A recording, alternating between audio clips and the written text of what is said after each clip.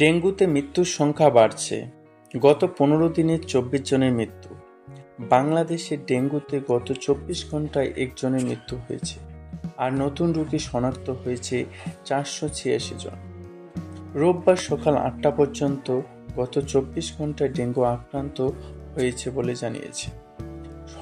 সংবাদ বিজ্ঞপ্তিতে বলা হয়েছে, চলতি মাসে 15 দিনে ডেঙ্গুতে আক্রান্ত হয়ে মোট 24 জনের মৃত্যু হয়েছে, আর এ সময় রোগী শনাক্ত হয়েছে 6,234 জন।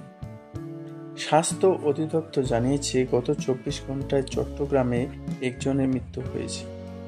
ঢাকা দক্ষিণ সিটি কর্পোরেশনে এবছর ডেঙ্গুতে আক্রান্ত হয়ে সবচেয়ে বেশি 61 জন মারা গেছে।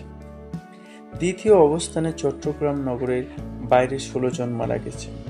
এছাড়া ঢাকা উত্তর সিটি কর্পোরেশনে 10 জন, বরিশালে 10 জন, খুলনায় 5 জন, ঢাকার বাইরে 3 জন ও চট্টগ্রাম নগরী এবং ময়মনসিংহে 1 জন করে ডেঙ্গুতে মারা গেছে। ঢাকার বাইরে 77 জন, বরিশাল সিটির বাইরে 48 জন, চট্টগ্রাম সিটির বাইরে 79 জন, খুলনায় 39 জন, রাজশাহী এবং রংপুরে প্রায় 9 জন শনাক্ত হয়েছে।